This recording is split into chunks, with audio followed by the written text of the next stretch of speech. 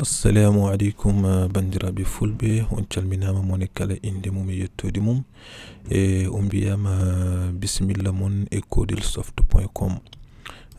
ɗum noon hande eɗen jokka golle e vidéo men jawtudiɗo en kalino kala ko fate Microsoft Word 2010 en mbaɗino présentation gollirgal ngal.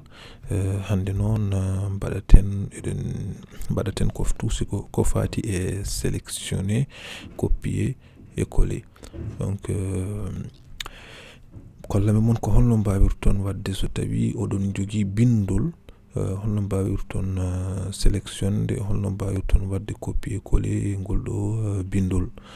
En français, sélectionner, copier et coller du texte. Donc way taw oɗon jogui texte oɗon jiiɗi wadde ɗum copier et coller.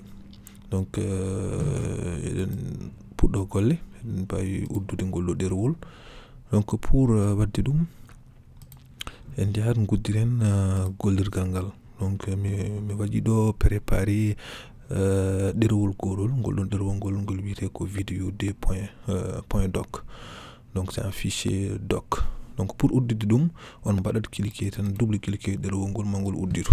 Donc on ji holno mbawirton yiide ɗo tan ko ene waɗi won bindi tan bammi hen. Donc bindi ɗi noon ko hen yimɓe liggoro, on ji ko hen liggoro pour hollude mon holno mbawirton wadde sélectionner et copier. Bon, pour wadde sélectionner bindol ene weeɓi ha maayi. On ji joni holko woni sélectionner ɗum ɗo ko mammi ɗo ko ɗum ɗo ko sélectionner, ko ɗum ɗo woni sélectionner. Donc sélectionner ne waɗi fayida no feewi, gueɗe kewɗe ko mbatton avant ko ɗon mbaɗa ɗum il faut ma mbaɗon sélectionner, il faut ma mbaɗon sélectionner ne mbawon wadde won hen gueɗe ko wayno copier en joni pour copier il faut ma mbawen wadde sélectionner nde poɗɗiɗon wadde copier, walla son jiiɗi wadde supprimer hen e gueɗe goɗɗe. Donc ɗum fof min jii ɗum. Donc comme hande kalten tan ko sélectionner, on ji joni eɗen jogui ngol ɗo bindol. somi yiɗi joni wadde sélectionner ngol ɗo bindol kongol downgol liser et rédiger du contenu aisément. On ji ngol ɗo bindol joni somi yiɗi wadde ɗum joni sélectionner holno mbatton. Donc ene heewi façon-ngaji no mbawirɗon wadde sélectionner bindol. Oɗon mbawi tan addude curseur o, ɗum ɗo woni curseur, gaddon ɗum ha ɗo ha yeeso bindol ngol tan cliquon. So tawi on cliqui mbaɗon maintenir clique o et puis pouson jungo mon tan banggue ñaamo. On ji ɗo joni gomi koye sélectionde, mais ni ne ɗeɓi musde seeɗa. Ene waɗi kadi façon goɗɗo kadi no mbawirɗon wadde. On garat joni tan helmere adine nde tan mbaɗon hen double cliquer. So mbaɗi hen double cliquer tan o waɗat sélectionner helmere nde. So tawi o waɗi sélectionner helmere nde noon oɗon mbawi ñoƴƴude e touche biyeteɗo shift o. Donc touche shift, pour mi holla mon touche shift, mi waɗo clavier virtuel pour mi holla mon holko woni shift. Ko ɗum ɗo woni ko wiyete mon certain ordinateur uji ko ni sifori, o ɗo bindat ɗo majuscule o. Donc won hen ordinateur uji ko ɗum ɗo woni touche shift o. Won hen ordinateur uji noon ko touche gonɗo dow CTRL control. So tawi on ji control tan mon ji touche goɗɗo ne woni dow mum, mais ene waɗi wayno flèche ni, wayno flèche ni, flèche on ɓuttiɗi seeɗa. Donc ko ɗum ɗon woni shift. Ɗum noon on ñoƴƴat. Donc so tawi on mbaɗi double cliquer helmere adine nde tan, après ñoƴƴon touche shift o, on continue oɗon ñoƴƴa et puis garon ha to jiɗɗon sélection mon haɗo ɗo tan cliquon. On ji ɗo joni mi sélectionni ngol ɗo lappol, oɗo ligne joni mi sélectionni ɗum. Donc oɗon mbawi waɗirde noon. Donc on jogui gueɗe ɗiɗi no mbawirɗon waɗirde. Donc soit mbaɗon cliquer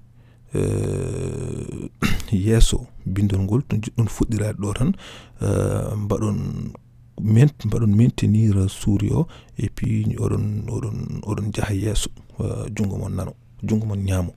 tan ha jettuɗon puɗɗon accude souris o bange souris bange nano o.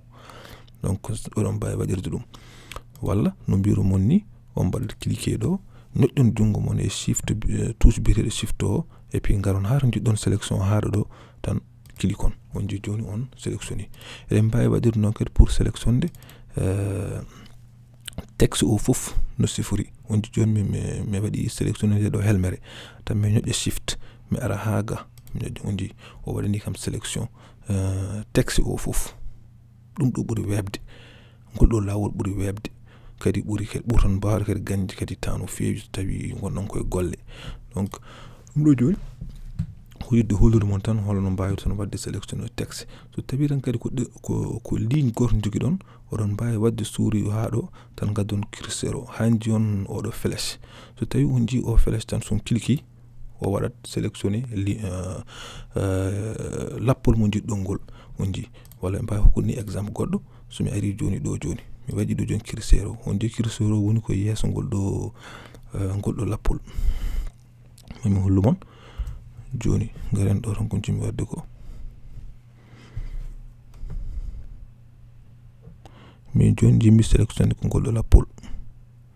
Voilà no jiiroton ɗo ni tan ko ngol ɗo lappol jimmi sélectionné ngol ɗo lappol tan jimmi sélectionné. Donc mi arat no mbaɗami mi arat ha ɗo on jii curseur o to woni ɗo curseur o woni tan mi adda souris am ga hami yiya flèche o. So mi yi flèche o tan mi clique on jii o waɗi sélectionné lappol ngol no wuuro tan. Lappol ngol fof o waɗi sélectionné. Donc ko ɗum ɗo tan jinnomi hollude mon holno mbawi ton wadde sélectionné. Nafoore wadde sélectionné noon pourquoi eɗen mbaɗa sélectionné? Wadde sélectionné no mbinomi ni tan ne heewi nafoore no fewi. Donc mbaɗen supposé mami waɗa sélectionné ngol ɗo texte o fof tan mi waɗa sélectionné texte o fof on jii mi sélectionné. Donc ɗo kalten ko copier waɗi men wadde sélectionné ngol ɗo bindol sabu ɗum ko eɗen jiɗi sélectionné ɗum no eɗen jiɗi wadde copier. Donc pour wadde copier eɗen jogui kadi façon ngaji kewɗi no mbawirɗen waɗirde copier. Oɗon gandi touche biyeteɗo oɗon mbawi wadde contrôle C, c'est-à-dire contrôle C woni somi holli mon joni clavier o tan mon jii contrôle C. Donc contrôle nani donc on ñoƴƴat contrôle o ñoƴƴon hen jungo mon noon mbason accude après ñoƴƴon C o ko ɗum tan firtu contrôle C firtu on ñoƴƴat ɗo et après on ñoƴƴat ɗo noon continue oɗon ñoƴƴa ka ñoƴƴon C woni on mbaɗi contrôle C. Donc ɗum woni ko mbatten joni. Donc là mi sélectionne baade mi waɗi mi perdi no sélection o on jii mi sélectionné fof donc mi ñoƴƴi contrôle et puis là mi ñoƴƴa C on jii mi copie. Donc mi copie mi ara ɗo joni eɗen mbawi ar ɗo ko copie mi ko noon mbiɗa yiɗi wadde ɗum collé on jii mbiɗa wawi wadde kadi contrôle toujours contrôle mi ñoƴƴa ɗo contrôle o mais ngol ɗo mi ñoƴƴata C ñoƴƴami ko V. So mi ñoƴƴi V tan donc contrôle V wallata mon ko wadde collé. Donc pour raɓikinade contrôle C wallata mon ko copiide ko mbaɗɗon sélectionné ko et contrôle V wallata mon ko wadde collé. OK.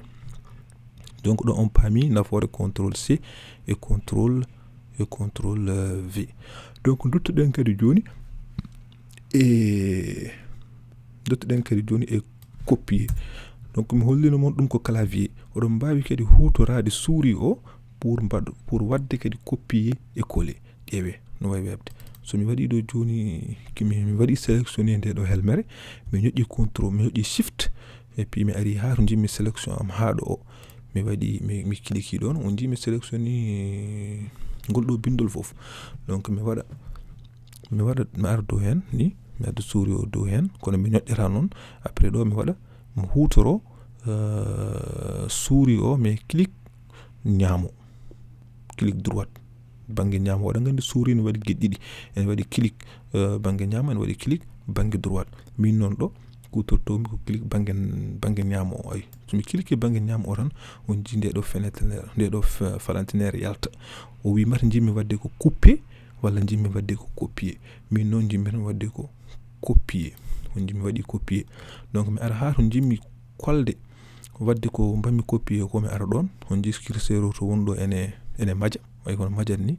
Donc mi ara mi waɗa hen clic kadi droite, clic banggue ñaamo kadi là ɗo de ok mi waɗa ni mi waɗa ɗo joni clic banggue ñaamo on jii ɗo mbiɗo jogui ɗo joni ɗiɗo option ngaji ɗo joni somi waɗi ni o kolat somi cliquer to peut-être min way taw on jiyani mi waɗa ɗum supprimer ko ɗum mbinomi ɗo jimmi wadde texte o on ji option de collage ɗo joni on hokki kam oɗo option somi cliquer o walla ko conserver uniquement le texte hay ɗo ni heewi façon ngaji ɗo joni o wi mata jiɗɗon ko wadde conserver la mise en forme o hay ɗo joni ɗo joni mbiyen jiɗɗon ko mise en forme on ji o copie ɗum ɗo woni eɗen jogui ga ko wonno ɗo mbaɗen copier garden kolɗen ɗum ɗo. Donc pour wasde raɓɓikinade e vidéo o eɗen mbawi hanuɗo hande oɗo vidéo et puis vidéo garo o naten e mise en forme et tout ça kono kam ɗeɗo gueɗe ko gueɗe badde important no fewi wadde maîtriser andude holno mbawi ton wadde copier et coller. Non wadde mi salmini mon mono fo inde mum e yettode mum et puis mbiɗo wiya mon tan ha saaha goɗɗo. Merci on jarama.